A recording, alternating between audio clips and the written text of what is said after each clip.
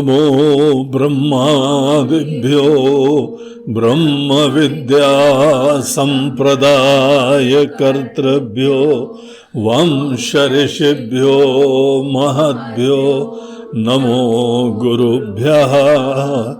सर्वोपप्लवरहितः प्रज्ञानघनः प्रत्यगर्थो ब्रह्मैवाहमस्मि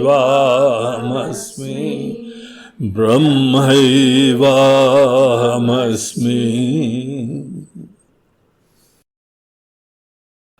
हरि ओम। आइए सर्वप्रथम श्लोक का पाठ करें।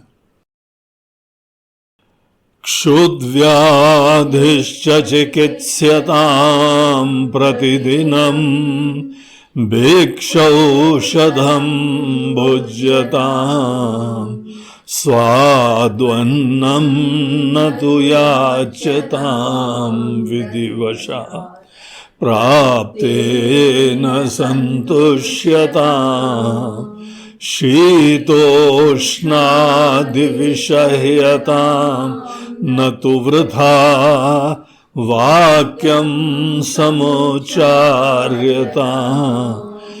औदासीन्यमभीप्स्यतां जनकृपा नैष्ठुर्यमत्सृज्यताम्।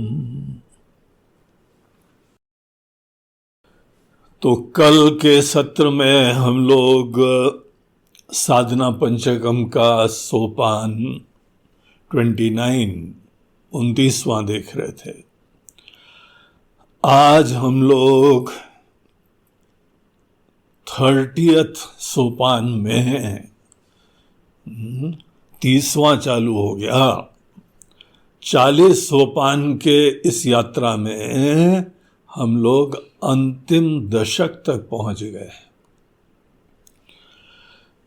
तो ये बहुत ही जो है वह दिव्य यात्रा। यहाँ तक हम लोग जो हैं वो ऐसे व्यक्ति की बात कर रहे हैं जिसने शुरुआत में वेद के पाठ से यहाँ के प्रारंभिक संस्कार से प्रारंभ करा और उसके उपरांत अंतःकरण को कैसे निर्मल करा, कैसे ज्ञान की खोज के लिए संतों के पास गया, कैसे गुरु के पास पहुंच के शरणागत हुआ, कैसे उसने ब्रह्म ज्ञान की प्राप्ति करी। और जिसने ब्रह्म ज्ञान की प्राप्ति करी है, मनन और निधिध्यासन केवल उनके लिए है। देखिए, मनन और निधिध्यासन शब्द का सामान्य व्यक्ति प्रयोग करने का अधिकारी तक नहीं होता है। इन शब्दों को लाइटली नहीं लेना चाहिए। एक सज्जन हमारे पास आए, बोलते हैं गुरुजी आजकल हम निधिध्यासन कर रहे हैं। तो हमें बोला बहुत अच्छी बात है, लेकिन आप निधिध्यासन क्या कर रहे हैं, इससे पहले क्या कर चुके हैं? तो पता लगा उसने अभी तक अध्ययन भी नहीं करा है।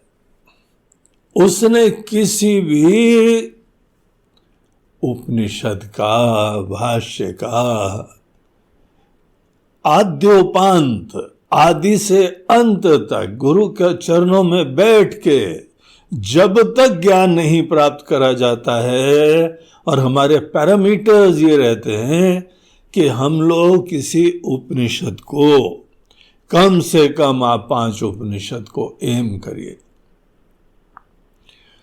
और उसके अलावा गीता और ब्रह्म सूत्र के कुछ प्रारंभिक सूत्र, ये मन के अंदर संकल्प होना चाहिए। तब जाके हमको वेदांत के तात्पर्य का परिचय मिलता है।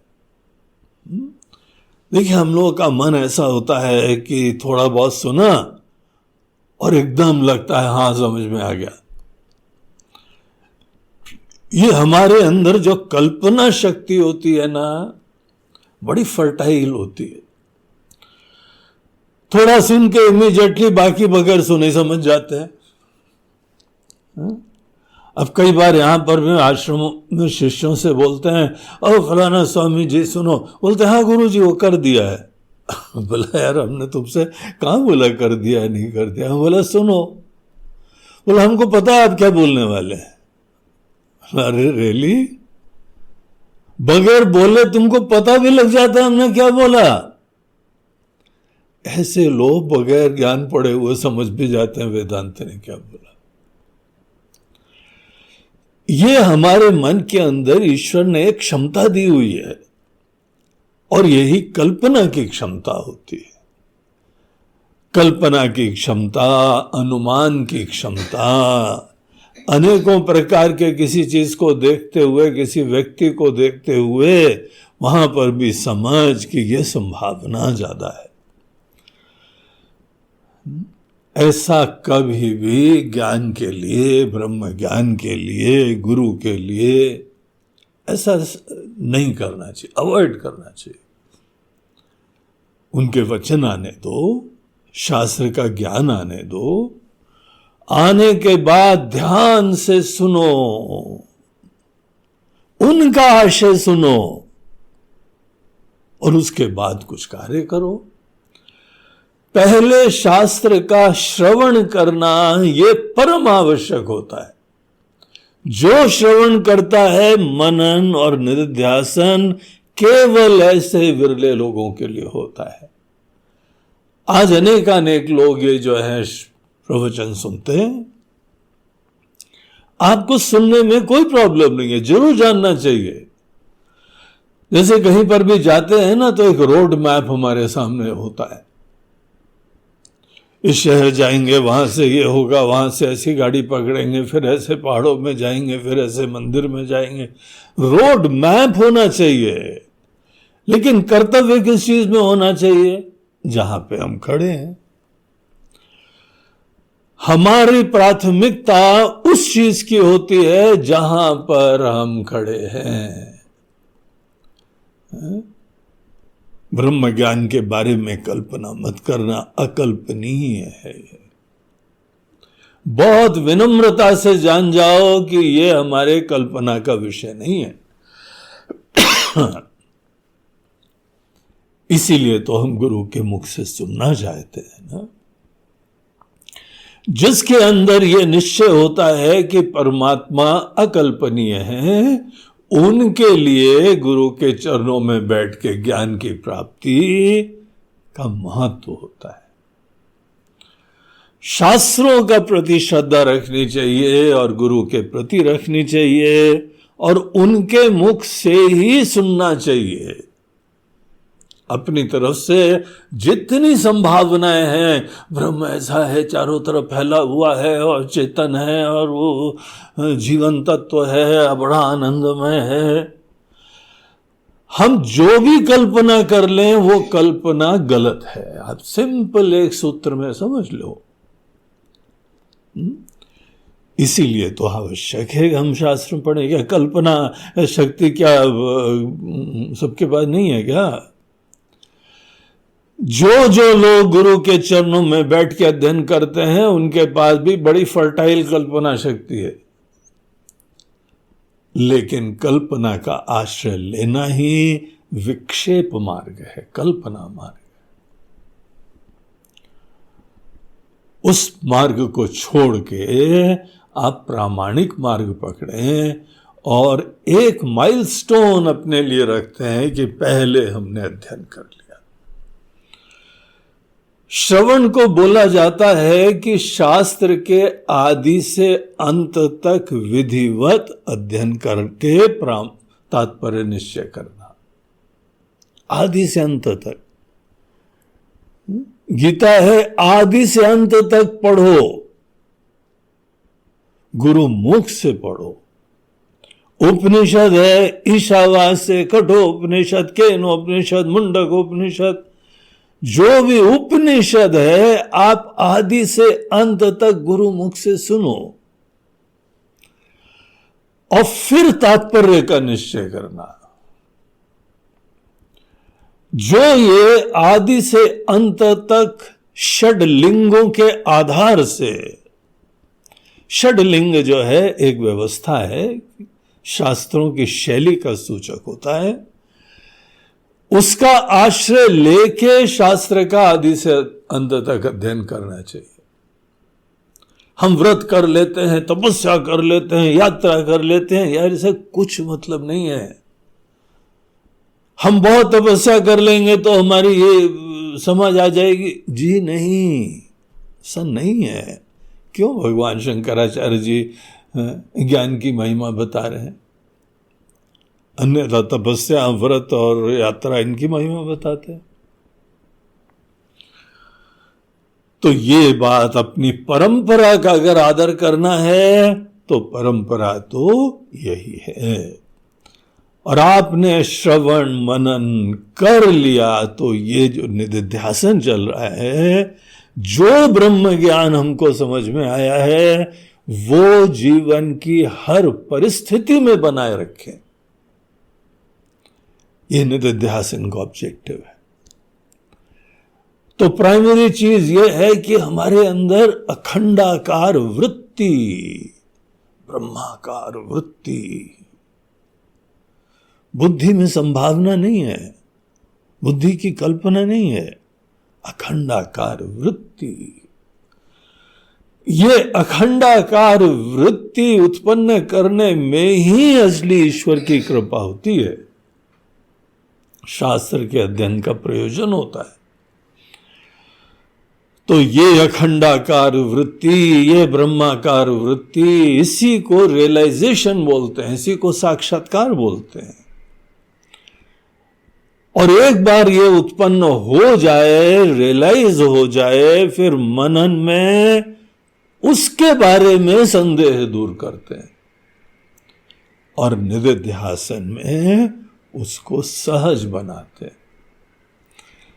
जितनी आदत वशात, हमारे स्वभाव वशात कोई उल्टी आदतें हैं, उन सबको बाधित करते हैं शनै शनै। और इस परिपक्व ज्ञान में ही फिर ब्रह्म निष्ठा होती है, ब्रह्म ज्ञान के अंदर दृढ़ता होती है। ये यात्रा का नेचर है। अब जो व्यक्ति यहां निधिध्यासन कर रहा है, उसको व्यवहारिक पहलुओं को आचार्य अपने शास्त्र प्रमाण से और अपने अनुभव से बता रहे हैं कि ये चीजें ध्यान रखना। तुम जिस समय इसी गोल को फुलफिल करने के लिए घूम रहे हो, पहले एकांत में बैठ के समाधि का अभ्यास करा, और एक बार एकांत में बैठ के समाधि का अभ्यास कर लिया, उसके बाद भी यही ज्ञान की वृत्ति हर उतार चढ़ाव में, हर परिस्थिति में उसको बनाए रखना, ये चुनौती है। तो अंदर तो हमारा ये गोल चल रहा है, लेकिन बाहर हमको कैसे हैंडल करना होता है, वो सब चीजें ये चौथे श्लोक का विषय है। तो यहां पर हम लोग कल देख रहे थे कि आचार्य बोलते हैं कि देखो दुनिया द्वंद्वों से बनती है, सर्दी गर्मी, अनुकूल प्रतिकूल, अच्छा बुरा, अपना पराया, ये सब हम लोगों ने द्वंद्व खुद क्रिएट करे हैं। द्वंद्व का भी आपको बताएं, ईश्वर ने द्वंद्व नहीं क्रिएट करे हैं, ईश्वर ने दुनिया क्रिएट करी है। द्वंद्वों की दृष्टि से सोचना कि ये सुख है, ये दुख है, अब ये सोचो ये कौन बनाता है? हमको जो है सर्दी लग रही है, हमको गर्मी लग रही है, पर्सन टू पर्सन डिफर होता है ना। किसी जगह जो है वो आपको बहुत सर्दी लग रही है, अभी हम गए थे पहाड़ों में, पहाड़ों में हम गए तो हम वहां ठिठुर रहे और दूसरे लोग टी शर्ट में घूम रहे थे आराम से। हमारे वहां पे कोई पहाड़ी लोग मिले थे, वो लोग बिल्कुल एक सिंगल कपड़े पहने घूम रहे।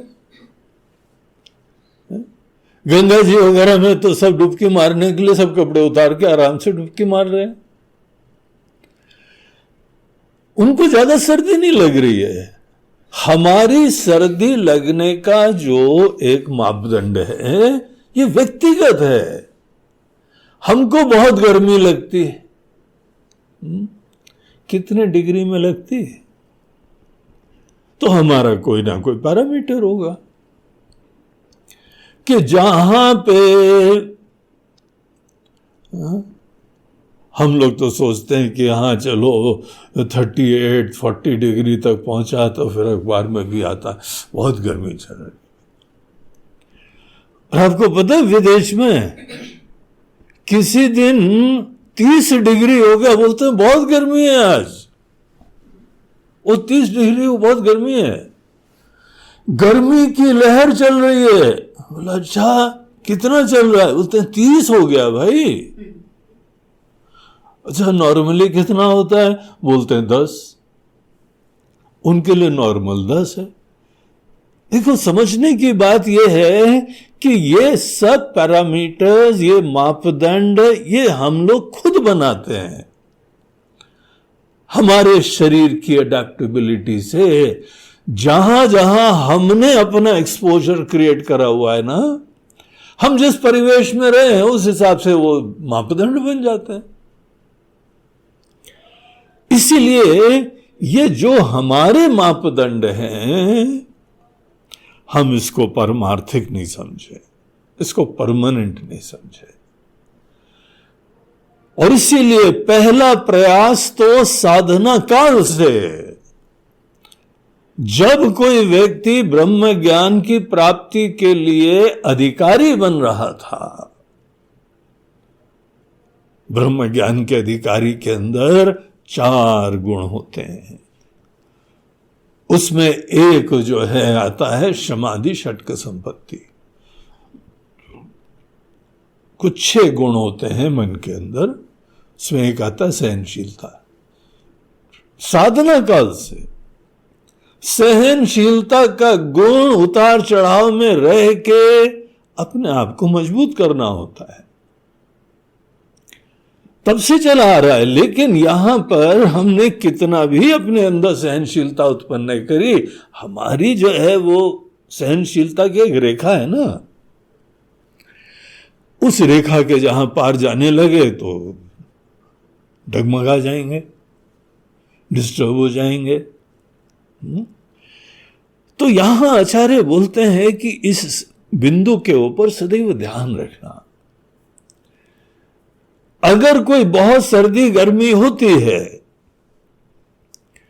तो थोड़ा उसको सहना और फिर शांति से कोई रास्ता निकालना। यहां पे एक पॉइंट बहुत इंपॉर्टेंट है, इसको समझिए। सर्दी गर्मी सहने का प्रयोजन क्या होता है?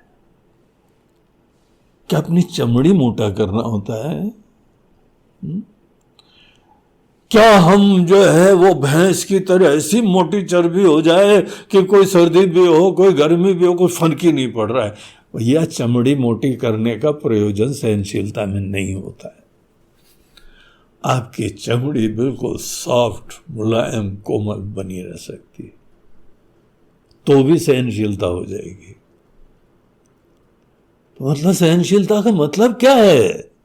सहनशीलता का मतलब है कोई उतार चढ़ाव में आप अपने मन की बागडोर परिस्थितियों में बाहरी निमित्तों को कभी मत दो। मूल बिंदु वही है। जब बहुत गर्मी होती है तो देखिए मन में क्या होता है, हमारा शरीर नहीं सह पा रहा है, नेचुरली एक स्वाभाविक प्रवृत्ति होती है कि मन हमारा डिस्टर्ब हो जाता है, बेचैन हो जाता है। शरीर बेचैन है, मन बेचैन है, सह नहीं पा रहा है, शरीर को तकलीफ हो रही है, ठीक है। लेकिन जब हमारा मन सह नहीं पा रहा है ना, उसके अलावा कुछ प्रॉब्लम होता है। आप सोचिए क्या होता है। बहुत गर्मी है, शरीर बेचैन हो, नेचुरल, इसमें कोई गलती नहीं है, कोई दोष नहीं है। मन भी थोड़ा बेचैन हो, इसमें भी कुछ अस्वाभाविक नहीं है। लेकिन जिस समय यहां कुछ प्रतिकूलता प्राप्त हुई, उस समय हमारी बुद्धि विचार नहीं कर पा रही है। ये बिंदु, जब कभी भी कोई प्रतिकूल परिस्थिति होती है, हमारे शरीर के अनुकूल नहीं होती है। बहुत ही गर्मी, ठीक है, शरीर है, बड़ी अद्भुत मशीन है, उसने इतना ज्यादा सहा नहीं है, वो इसके लिए अडेप्ट नहीं है। एक नई परिस्थिति आ गई है, आज तक जितनी गर्मी में नहीं रहे उतनी गर्मी आ गई है आज, तो शरीर तो रिस्पॉन्ड करेगा ही करेगा। हमारी सेंसिटिविटी तो होनी है, और मन भी सोचेगा कि कोई रास्ता निकालो। यहां तक भी प्रॉब्लम नहीं है। प्रॉब्लम वो है, आप देखना, नोट करना, जहां प्रतिकूल परिस्थिति होती है और शरीर मन बेचैन होता है, बुद्धि काम नहीं करती, विचार नहीं कर पाते हो आप, चिंतन नहीं कर पाते हो। परिस्थिति को समझना और विवेक पूर्वक रास्ता निकालना, चिंतन करना, इस समय इस परिस्थिति में क्या उचित है, यह सोच पाना, यह विवेक का सूचक है। हमारे अंदर ऐसी तटस्थ विचारशीलता, बहुत ही शांति के साथ रास्ता निकालने की मनोवृत्ति, यह प्रेशियस चीज, यह मनुष्य की मनुष्यता का सूचक होता है।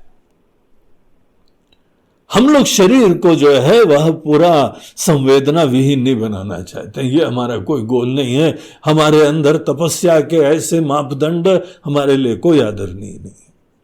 दुनिया है, जिसको जो करना है करे। कोई बर्फ में बैठे रहते हैं, कोई धूनी रमा के उसके बीच में गर्मी में बैठे रहते हैं। ठीक है, आदमी के अंदर इतना सहने का सामर्थ्य हो गया, लेकिन क्या ऐसा जो है वो अपने शरीर को, चमड़ी को, मन को भी सहने के सामर्थ्य से आपका ब्रह्म ज्ञान में क्या फायदा हो रहा है? हमारा लक्ष्य क्लियर है, हमको अपने अंदर ब्रह्म ज्ञान चाहिए। ब्रह्म ज्ञान से कम कोई दूसरी चीज हमको नहीं चाहिए। अगर अपने शरीर को ऐसे बहुत ही एक्सट्रीम सर्दी गर्मी में रख के ब्रह्म ज्ञान में सहायता मिलती है तो हम करेंगे। लेकिन वस्तुतः तो हम ये देख रहे हैं कि सर्दी गर्मी में अपनी बुद्धि हर परिस्थिति में विचार कर पाए, हमारे लिए वो कंपोनेंट इंपॉर्टेंट है। इसीलिए आप अपने अंदर संतुलन बनाए रखो। आपका कोई कंपटीशन थोड़ी है किसी से। तुम इतनी गर्मी सह पाते हो, हम इतनी सह पाते हैं। तुम इतनी सर्दी में रह पाते हो, हम इतनी सर्दी में रह पाते हैं। ये कौन से झंडे गाड़ रहे हैं? ये कौन सा कंपटीशन कर रहे हैं? अगर कर भी लिया तो कौन सा तीर मार लिया आपने? हम तो जब देखते हैं डिस्टर्ब नहीं होते हैं। बहुत गर्मी होती है, थोड़ी देर तो वहां गर्मी में खड़े होकर देखते हैं हमारी बुद्धि कैसी चल रही है, विचार कैसा चल रहा है। जहां पे हमारा विचार प्रभावित होता है तो क्या करना चाहिए? सर्दी लग रही तो शॉल पहन लेना चाहिए, खत्म बात। विवेक का रास्ता अपनाओ। शरीर की सीमाएं हैं। किसने बोला है कि वही बर्फ में खड़े रहो? किसने कहा है कि सर्दी के अंदर वहीं खड़े रहो? जानवर भी जो है पेड़ की छांव में चले जाते हैं। वो विकल्प हमारे पास थोड़ी खत्म हो गया है। प्रॉब्लम, ट्रेजेडी तब होती है जब हमारी बुद्धि की विचारशीलता खत्म हो जाती है और एक नए किस्म का अभिमान चालू हो जाता है। एक शरीर के धरातल के ऊपर जो है वह सिद्धियां उत्पन्न करने की कोशिशें होती हैं। देखो, ये ध्यान रखना, सर्दी गर्मी सहना, सुख दुख सहना,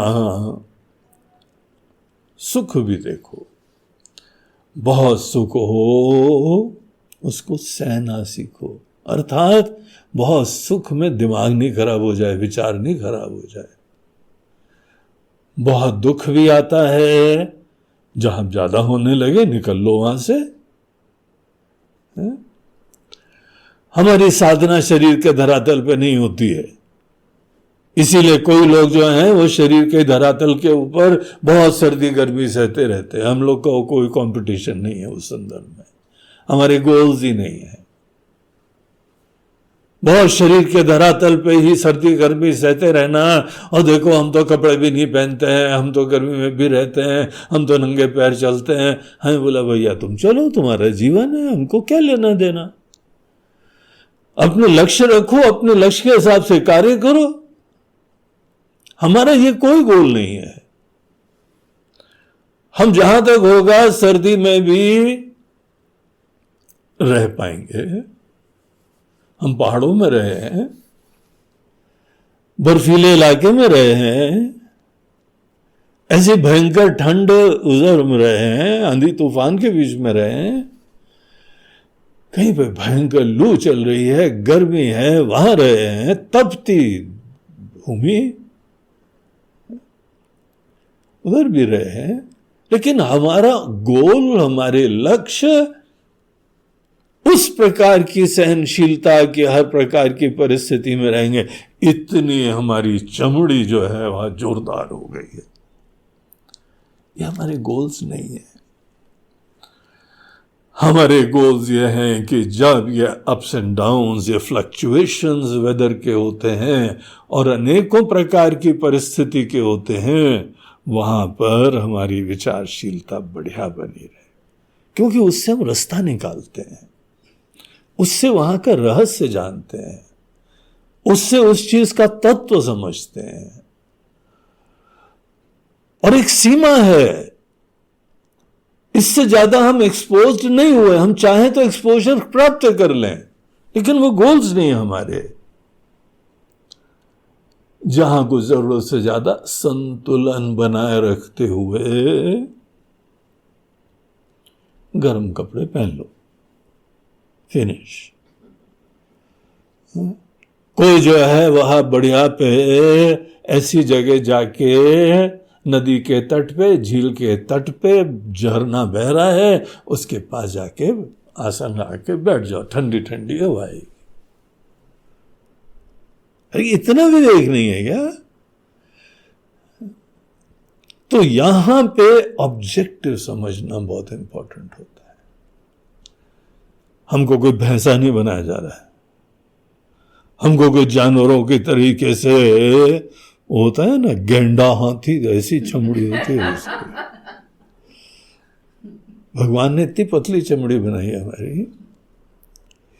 इसीलिए हम जितना सह पाएंगे कोशिश करेंगे, थोड़ा बहुत एक्सपोजर, थोड़े उतार चढ़ाव के बीच में रह पाना, ये एक सुंदर गुण है, ये हमको समझ में आता है।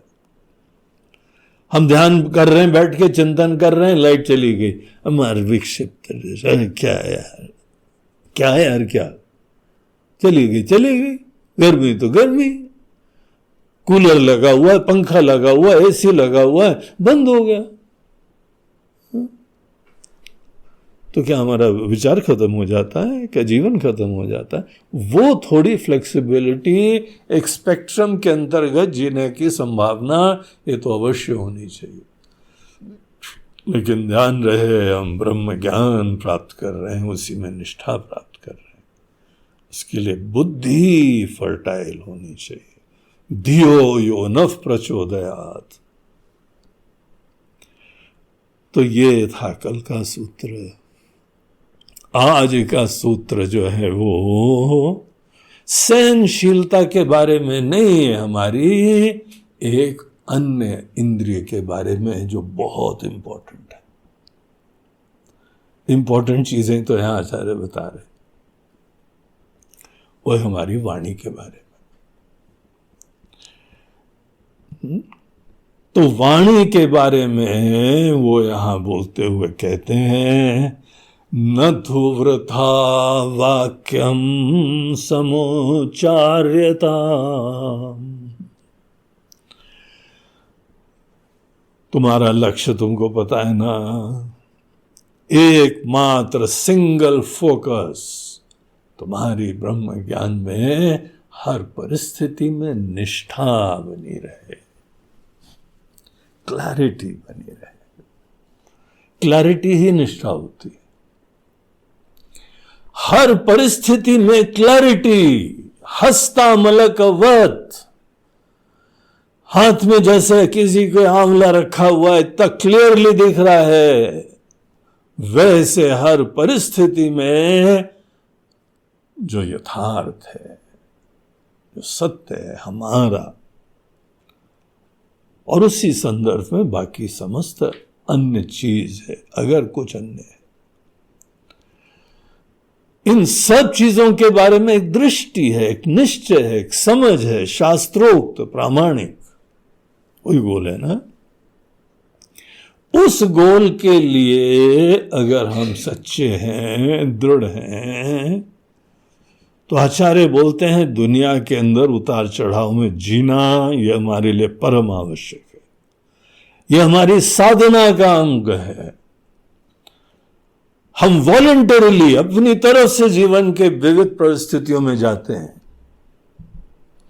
चुनौतियों में जाते हैं, अच्छे बुरे लोगों के बीच में जाते हैं, अनुकूल प्रतिकूल के बीच में जाते हैं, ज्ञानी अज्ञानियों के बीच में जाते हैं। हम जाएंगे ही नहीं तो पता कैसे चलेगा हमारे अंदर हर परिस्थिति में निष्ठा बनी रहती। साधक केवल अनुकूल परिस्थिति देखता है, क्योंकि उसको अभी बाहर से डिस्टर्बेंस हो जाती है। यहां पे जो साधक की चर्चा यहां हो रही है ना, उसने ब्रह्म ज्ञान प्राप्त कर लिया है और अब अपनी बुद्धि में ज्ञान को हर परिस्थिति में बनाए रखने की साधना कर रहा है। जब ये यहां हमारे गोल्स हैं, जब ये हमारे ऑब्जेक्टिव्स हैं, तो इसीलिए विविध प्रकार की परिस्थितियां बड़ी सहायक होती हैं, हमारी परीक्षा करवा देती हैं। आपद काल परीक्षाओं चारी, आपद काल में अनेकों लोगों की परीक्षा होती है, अपने पराये की परीक्षा होती है, कौन मित्र है कौन नहीं है उसकी परीक्षा होती है, कितना धीरज है, कितना धीरज जल्दी खो जाता है, पोल खुल जाती है चुनौतियों में, श्रद्धा ही टूट जाती है, धर्म की आस्था ही खत्म हो जाती है। तो आपदा काल देखिए कितनी सहायक होती है। आपदा काल में भगवत भजन भी होता है। इसीलिए कई बार अगर किसी को जो है बड़ी अनुकूलता रख दो तो शिथिल हो जाते हैं, उनको अनेकों प्रकार की आपदाएं लगने लगती हैं तो सजग होने लगते हैं।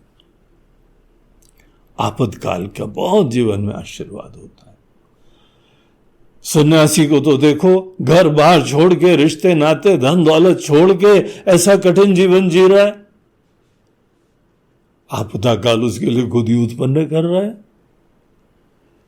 तो आपदा काल में हमको बलवान होने का सामर्थ्य होता है, विचार करने का सामर्थ्य होता है। इसीलिए विविध परिस्थितियों में जीना तो आवश्यक है। लेकिन यहां पर एक चीज है, न तु वृथा वाक्यम समोच्चार्यता। तुम टीका टिप्पणी मत करना, तुम अखबार के एडिटर मत बन के घूमना। अखबार के एडिटर लोग हर चीज में टीका टिप्पणी करते रहते कुछ नहीं है, परिवर्तन नहीं कर सकते हैं, लेकिन टीका टिप्पणी हर जगह करेंगे। आपने देखा है किसी लोग को, देखो हर चीज के बारे में टीका टिप्पणी करते हैं। अरे भैया बहुत ज्ञानी हो, ज्ञान का लक्षण क्या है? अगर तुम बहुत समझदार हो, बहुत तुम्हारे अंदर जीवन में अनुभव है, उतार चढ़ाव बड़े देखे हैं, बड़े जीवन की धूप छांव देखी हैं, बड़े सावन देखे हैं, सबसे बड़ी बात तो तुमको इतना अनुभव है, तुम्हारे ज्ञान के अंदर निष्ठा बनाओ। तुम जीवन के हर परिस्थिति में अपने अंदर परमात्मा का भजन काल में स्मरण करो। लेकिन अभी तो सिद्ध लोग हैं, ये सन्यासी लोग हैं ये भी इंसान, इसीलिए इनको भी गाइडेंस देना पड़ता है। ये मनुष्य का स्वभाव होता है कि कहीं पर भी कोई अच्छा बुरा हो तो हम वहां पे कुछ कमेंट दे। तुम्हारे कमेंट की जरूरत है क्या? तुम कमेंट दे रहे हो अपने हम की संतुष्टि के लिए कि किसी ने निवेदन करा है, स्वामी जी महाराज जरा बड़ा कष्ट है, बताइए, कोई शरणागत हुआ, कोई आपसे मार्गदर्शन प्राप्त कर रहा है, तब आप बताओ तो वृथा नहीं है, तब उचित है, आवश्यक है, आशीर्वाद है आपका। लेकिन यहां पे वृथा वाक्यम न समुच्चार्यता। वृथा मतलब हो कट के, फालतू के, अननेसेसरी, जरूरत से ज्यादा। जरूरत से ज्यादा कभी मत बोलो, ये संक्षेप में अर्थ है। जरूरत से ज्यादा क्या होता है? कई लोग होते हैं उनको बोलने का मौका तो चालू ही रहता है, संतुष्टि नहीं, उनको संतुष्टि नहीं हो रही, जो बताना चाहते थे अभी तक बता नहीं पा रहे, हमको शब्द नहीं मिल रहा है। तुम समझ रहे हो ना, तुम समझ रहे हो ना, अब वो करते करते चालू रहते हैं। हमको ऐसे लोगों का बहुत आदर है जो कम शब्दों में बहुत ज्यादा बोलते हैं, और ऐसे लोग जो बगैर वाणी के बोलते हैं। आपने समझ देखा है कभी? ये हमको एक्सप्लोर करना चाहिए। वाणी बहुत समर्थ चीज है, लेकिन इसका बहुत वेस्टेज होता है। ज्यादा वाणी का दुरुपयोग करोगे, आपकी वाणी का असर खत्म हो जाएगा। किसी को बहुत ज्यादा बोलोगे तो आपके बोलने का असर खत्म हो जाएगा। अनुभव करा है कभी? बच्चों को, घर वालों को, पति पत्नी को आपस में बहुत ज्यादा बोलना बोलना बोलना बोलना, अरे यार तो बोलते ही रहते हैं, ऐसे ही होता है ना। ऐसा अपने आप को तैयार करना चाहिए। सामान्यतः तो आप नहीं बोलो, और एक बार बोलो तो सुनिश्चित करो कि कोई गंभीरता से ले, और जो गंभीरता से ले उसको कोई बहुत ही बढ़िया दृष्टि मिल जाए, ज्ञान मिल जाए, समस्या का समाधान मिल जाए। एक बोलना होता है अपनी प्रतिक्रिया अभिव्यक्त करना। सब लोग के अपने ओपिनियन है। आपका क्या विचार है कि ये मोदी गवर्नमेंट कैसा काम कर रही है? ये विचार लोग देते रहते हैं ना। आजकल की जो है सामाजिक परिस्थिति में आपका क्या विचार है? भैया तुम शांति रहो। हमको जो है अखबार के किसी सर्वे के लिए, कोई पोल्स के लिए हमको कोई जो है मुर्गा नहीं बनना है, हमको इसका महत्व नहीं है। अगर हमने बता दिया तो क्या होगा? हमको समाज की दिशा पता लगेगी। क्या होगा दिशा पता करके? तुमको दिशा पता लग जाएगी तो क्या होगा? तुम देखते हुए भी दिशा तुमको समझ में नहीं आ रही है, जरा ठीक से देखना सीखो तो बगैर ये पोल्स करे हुए ना तब भी दिशा सीख जाओगे।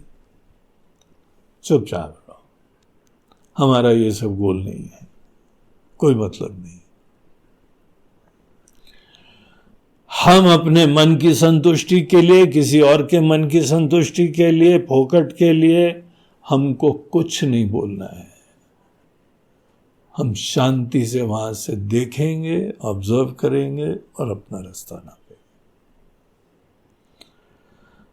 अपनी प्रतिक्रिया, अपनी भावनात्मक प्रतिक्रिया हम किसको बताएंगे? जब उसकी कोई हमको कीमत दिखाई पड़ेगी,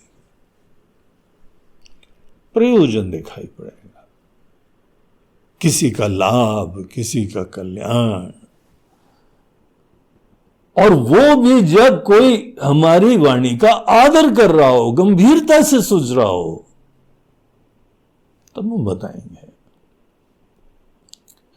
नहीं तो हम अपने रास्ते, तुम अपने रास्ते। हमको रास्ते बदलने में कोई इतराज नहीं है, किसी के साथ भी छोड़ देने में हमको कोई इतराज नहीं होता है। अरे घर बार छोड़ दिया, सब गुरु का आश्रम छोड़ देते हैं हम लोग, कितने भक्त आते हैं उनको छोड़ देते हैं, वो इशू ही नहीं हमारे लिए। सिंसेरिटी का पैरामीटर्स होने चाहिए, सच्चाई की जिज्ञासा होनी चाहिए। केवल कोई जो है वह बोलने के लिए बोल रहा हो, वो वृथा वाक्य है। जिस वाक्य को बोलने से कोई स्थायी लाभ किसी को नहीं हो रहा है। अच्छा, हम तो गुरु से ज्ञान प्राप्त करके आए, हमको यहां पे दुनिया से तो ज्ञान नहीं चाहिए। नहीं भैया, सीधी सी बात है। अभी हम एक साधना कर रहे हैं, उस साधना में जो गुरु ने हमको ज्ञान दिया है, उस ज्ञान में हर परिस्थिति में निष्ठा उत्पन्न करना, यह हमारा जीवन है, यह हमारा गोल है इस समय। इसीलिए सो सॉरी दुनिया, विद ड्यू रिस्पेक्ट, आप सब बहुत बड़े बड़े ज्ञानी होंगे, लेकिन इस समय फिलहाल हमको किसी से कुछ नहीं चाहिए। हमको न ज्ञान चाहिए, न दिशा चाहिए, न प्रेरणा चाहिए, कुछ नहीं चाहिए हमको। अगर बाय द वे किसी को चाहिए हमसे, तो हम कुछ न कुछ मदद कर लेंगे, और वहां करेंगे जहां पे परम आवश्यक होगा। वहां मदद करेंगे जिसको हमारी मदद, हमारी विचार, हमारा गाइडेंस, उसके मूल्य होगा। हम अन्य सब चीज को वृथा वाक्य समझते हैं।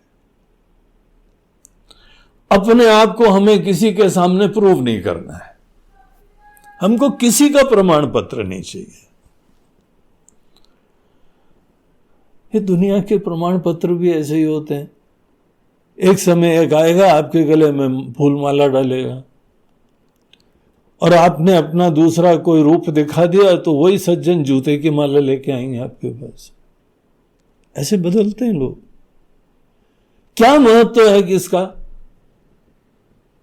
जिस आदमी को अपना ही ज्ञान नहीं है, वो हमारा परिचय देता है, ये गुरु जी ऐसे हैं, ये स्वामी जी ऐसे हैं। आश्चर्य लगता है, इतना ज्ञानी हमारे बारे। एक बार हमको याद है, बेंगलोर में गुरुदेव के साथ कैंप में थे किसी में, तो उनके गुरुजी स्वामी तपोवन जी महाराज की जयंती आई, तो वो अपने गुरुदेव के प्रति बहुत आदर रखते थे। तो उन्होंने जो है उस दिन भंडारा करवाया, और सब भक्तों ने सोचा चलो शाम को एक सांस्कृतिक कार्यक्रम करा जाए। तो सांस्कृतिक कार्यक्रम जो है वो आयोजन हुआ। उनके स्वामी तपोवन जी महाराज की बड़ी सी फोटो, बढ़िया माल्य अर्पण, साउथ में माल्य अर्पण बड़ा बढ़िया होता है, तो मोटे मोटे माला बढ़िया बढ़िया बनाते हैं। वहाँ की माताएं, वहाँ के कलाकार ये अब बढ़िया बनाते हैं, गजब का, बहुत सुंदर माला है, लाइन से लगी हुई, और सब जगह भी डेकोरेटेड थी, और फिर उन्होंने आयोजन करा हुआ था, माइक रखा हुआ था। तो जो जो यहाँ पे गुरुदेव के भक्त लोग थे और जो भी उनका परिचय था वो आए, उन्होंने अपनी तरफ से 2 शब्द कहे। बोले ये हमारे गुरु जी हैं, उनके जो गुरु जी, उनका ऐसा सुनने में आया, ये सुनने में आया, उनका जन्म यहाँ हुआ था, केरला का शरीर था, फिर उसके बाद वहाँ गए, फिर ऐसा पड़ा, सब बताते रहे। जिन्होंने कभी देखा नहीं स्वामी तपोवन जी को, वो परिचय दे रहे थे सब लोग। पढ़ाया, सुनाया। तो बाद में जो है सब लोगों को लगा कि अब बाकी सब ने बता दिया, जो असली है ना शिष्य, अब वो भी कुछ बता दे।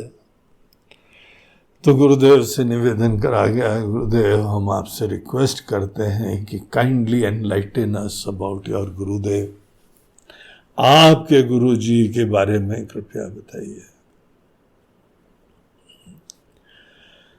तो पहले तो थोड़ा सा संकोच में रहे वो जल्दी गुरुदेव के बारे में नहीं बोलते थे। उनके गुरुदेव की जब बात होती है तो आंख बंद करके बड़े भाव विभोर, धन्य, कृतार्थ, कृतकृत्य होके शांत बैठ जाते थे। वाणी नहीं निकलती थी उनकी। लेकिन जब सब लोगों ने बोला तो उन्होंने माइक लिया और स्टेज पे सामने गए और स्टेज पे बोला जाके कि देखिए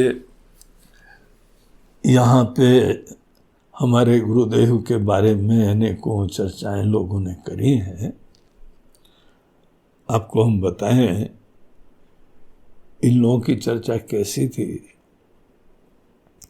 कि आपने किसी भी आभूषण का वेलवेटी डब्बा देखा है ना, तो कहीं पर भी कोई डब्बा होता है, कितना बढ़िया डब्बा होता है, उसके अंदर माला बड़ी अच्छी सजा के रखी जाती है। बोलते हैं जितनी चर्चाएं हुई हैं वो सब डब्बे की चर्चा हुई, सब फ्लैट।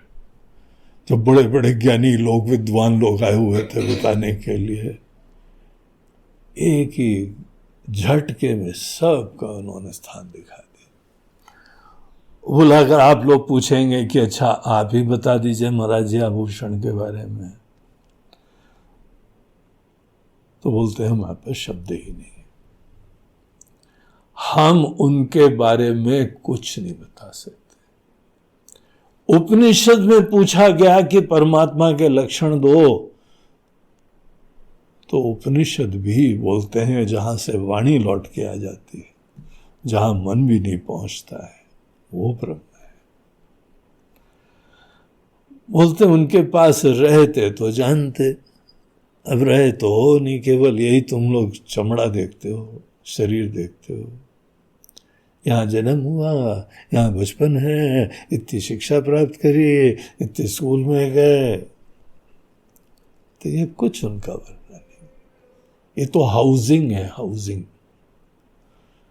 ये चोला है, असली रत्न तो अंदर रहता है। जब भगवान और वेद भी उसके बारे में कुछ नहीं बोलते हैं तो हम तो इन लोगों को प्रणाम करते हैं। उन्होंने ऐसी दिव्य सत्ता के बारे में वर्णन कर दिया, क्या बोले हम। इसीलिए न तो वृथा वाक्यम समुच्चार्यताम, फोकट की बातें मत बोलो, अप्रामाणिक बातें मत बोलो, पता हो तो बोलो, तुमको लगता है उनका वर्णन करा जा सकता है तो बोलो, ये हमको नहीं लगता है। इसीलिए आज के दिन सबको शुभकामनाएं देते हैं, इतना बोल के बैठ गए जाके। सब चारों तरफ सन्न रह गए, सबको अपनी अकल की, अपनी वाणी की सीमाओं का उतने देर में एहसास हो गया। कहीं पर भी बहुत सारे लोगों को पीड़ा है, प्रॉब्लम है। हमको हर जगह हस्तक्षेप करना चाहिए क्या? हमको तो नहीं लगता है। हम भी अपने छोटे से जीवन में ये सब देख चुके हैं कि कई बार कोई मतलब ही नहीं होता है। हम बहुत सिंसियरली किसी को बताना चाहते हैं, सुनना ही नहीं चाहता, उतना डीपली इंटरेस्टेड ही नहीं है, इतना डीपली सीरियस ही नहीं है वो। तो क्या करना चाहिए? थोड़े और सिंसियरिटी जगने का मौका देना चाहिए। थोड़ी और सिंसियरिटी कैसे? और मुसीबत थोड़े दिन भोग लो। देखो, मुसीबत बाहर की चुनौतियां हमारे दृष्टिकोण से सहायक होती है। मुसीबत में आदमी विचार करता है, रास्ता निकालता है, सोचता है। जहां अनुकूल हो जाए कोई सोचता ही नहीं, विचारता ही नहीं। और अगर कहीं पे किसी को ज्ञान प्राप्त करना है तो विचार तो करना ही चाहिए ना। भाई, जब मुसीबत में विचार करता है तो विचार इस दृष्टिकोण से अनुकूल हो गया, आशीर्वाद हो गया। वो जब विचार भी करते हैं तो हर व्यक्ति को अपने मन में कोई ना कोई समाधान दिखाई पड़ता है। आपको जो भी समाधान दिखाई पड़ रहा है आप ट्राई करो ना। आपको दिखेगा समाधान, दिखने हुए ट्राई कर लो। झूठा होगा तो आपको पता लग जाएगा, उसके बाद छोड़ देना उसको, तो दूसरा समाधान देखना। वो भी झूठा होगा, छोड़ देना। जब आपके अंदर अनेकानेक विकल्प, जैसे बीमारी होती है, इसने वो दवाई बताई, हमने वो ले ली, दूसरे ने बताया, हमने वो ले ली, तीसरा धीमे धीमे पता लगता है यार सबकी दवाई लो, सब ट्राई कर चुके हैं, वो हो ही नहीं रहा है कुछ। तो चलो अब किसी विशेषज्ञ के पास जाते हैं। सब छोड़ देता है ना आदमी और प्रामाणिक ज्ञान की खोज करता है। जब कोई प्रामाणिक ज्ञान की खोज करते हुए आपके पास आए और आपको पता लगे कि इसने एक टाइम पास करने के लिए नहीं पूछ रहा है, अनेकों लोग केवल टाइम पास करने के लिए भी पूछते हैं, अपना ज्ञान दिखाने के लिए भी पूछते हैं। ऐसे लोगों को पहचानना आना चाहिए, उसके लिए बुद्धि अच्छी होनी चाहिए। पहचान जाओ और वहां पे न तो वृथा वाक्यम समुच्चार्यता, कोई फोकट की बात मत बोलना। किसी को जो है बस प्रेरणा दो, भगवान पे भरोसा रखो। किसी को प्रेरणा दो, शास्त्र का ज्ञान प्राप्त करो। अरे थोड़ा सत्संग तुम्हारा कच्चा दिखाई पड़ता है हमको, तुम्हारा ज्ञान बड़ा सतही दिखाई पड़ता है, और ज्ञान प्राप्त करो। महाराज जी दीजिए ना, बोला ऐसे थोड़ी दे देते हैं राह में चलते हुए। किसी को बोलते हो महाराज जी हीरा निकाल के दे दो, हीरे की हमको जो कीमत है वो तुमको नहीं है। चाहिए ज्ञान? पहले श्लोक का लास्ट लाइन क्या है?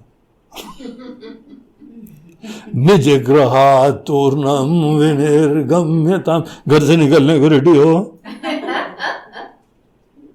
तैयार हो। भाई ऐसे लोगों की बात कर रहे हैं यहाँ पे।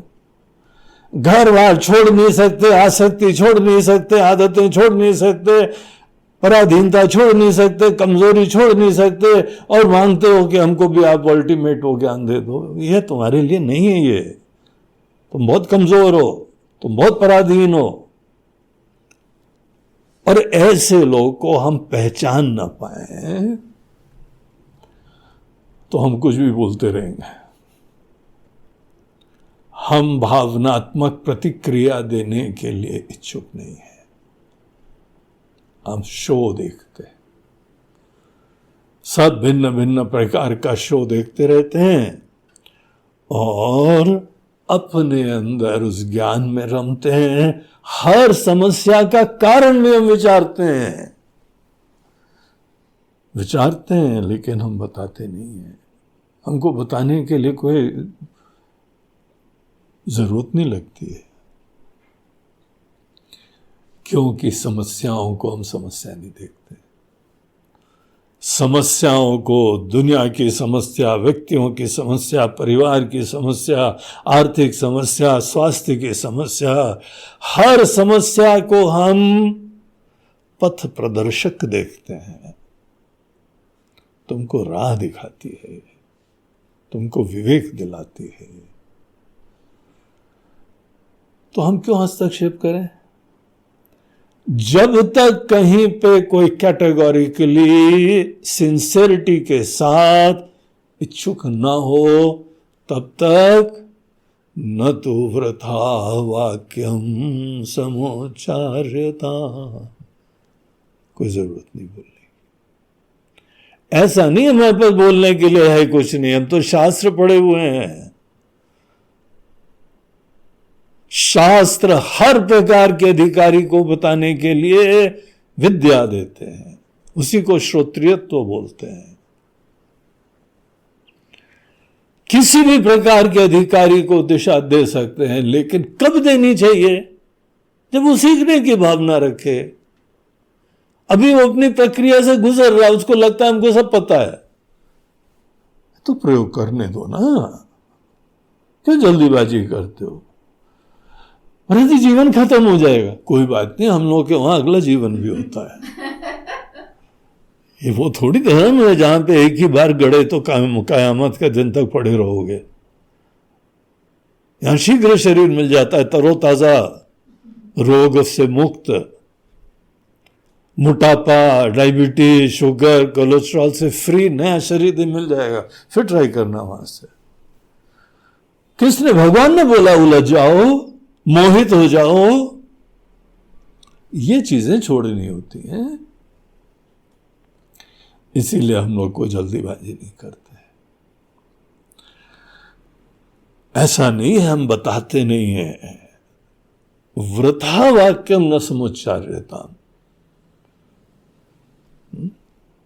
जो सत्य वचन है, सत्यम वद, हितम वद, प्रियम वद, मितम वद, जो बोलेंगे खरा, सत्य, कल्याणकारी, प्रामाणिक, हमारी विनम्र कोशिश रहेगी।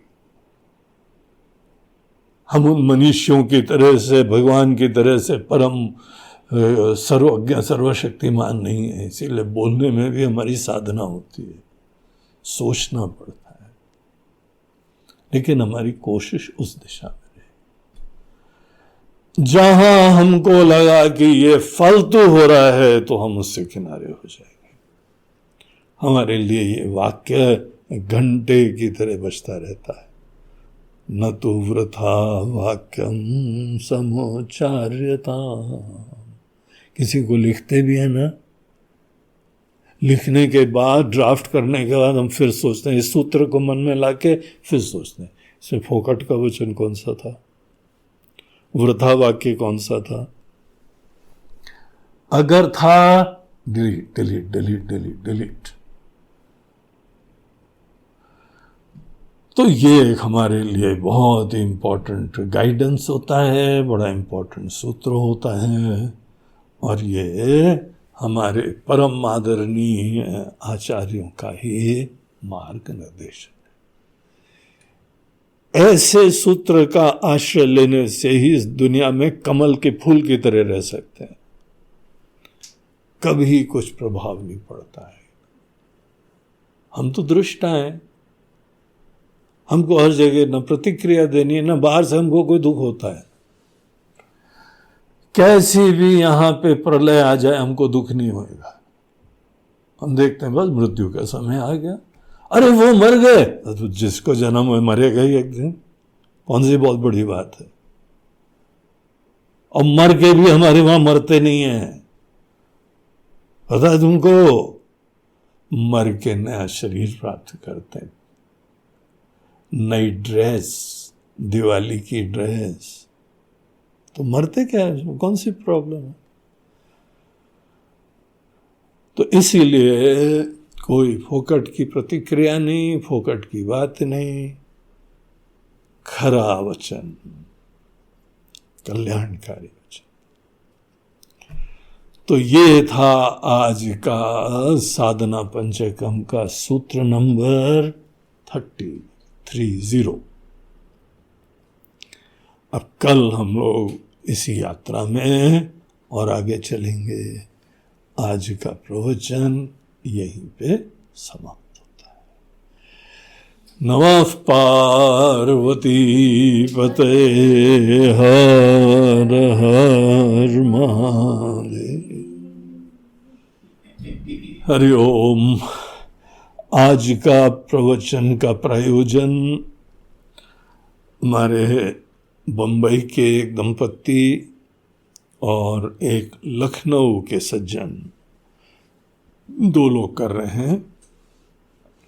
बंबई के एक वकील साहब हैं सतीश शर्मा और उनकी पत्नी सुमन शर्मा। तो सतीश के पिताजी का श्राद्ध का जो है वो दिन है आज। उनके पिताजी स्वर्गीय रतनलाल जी शर्मा बड़े धर्मनिष्ठ ब्राह्मण व्यक्ति थे, पंडित जी थे, ज्योतिष के अच्छे ज्ञाता थे, ईश्वर के अच्छे भक्त थे। उन्होंने अपने सत्कर्मों से अपनी खुद ही बड़ी अच्छी गति बना ली थी और परिवार को भी सब धर्म की आस्था, सत्कर्म करके जीवन जीने की प्रेरणाएं, ईश्वर की भक्ति, ये सब प्रसाद में देखे गए थे। ऐसे इनके पिताश्री स्वर्गीय रतनलाल जी का श्राद्ध का दिन है, तो उनको भी हमारी बहुत बहुत शुभकामनाएं, आशीर्वाद, और पूरे परिवार को भी आज के दिन हमारी मंगल शुभकामनाएं। दूसरे सज्जन हैं हमारे लखनऊ के बहुत ही सेवाभावी, वेदांत में निष्ठ मान सिंह जी। सो मान सिंह की पत्नी संजू सिंह, उनकी पुण्यतिथि है आज। उनका देहावसान आज की तिथि में हुआ था, तो इसीलिए उनकी स्मृति में उन्होंने ये आहुति अर्पण करी है। ईश्वर से प्रार्थना कर रहे हैं कि ज्ञान यज्ञ में इस आहुति से संजू सिंह का और दिव्य गति हो। सतत यात्रा चलती है, इसीलिए हम लोग शुभकामनाएं, प्रार्थनाएं सतत अपने दिवंगत लोगों के लिए करा करते हैं। तो बहुत ही जो है अच्छा व्यक्तित्व था संजू सिंह का। कई बार यहाँ पे कैंप में आई हैं और बड़ी शांत, हर जगह अपने पति के साथ देने वाली, उतार चढ़ाव में साथ। तो ऐसी संजू सिंह का भी, स्वर्गीय संजू सिंह, उनको भी हमारी बहुत बहुत शुभकामनाएं और आशीर्वाद। पूरे परिवार को आज के दिन हमारे शुभकामनाएं। हरि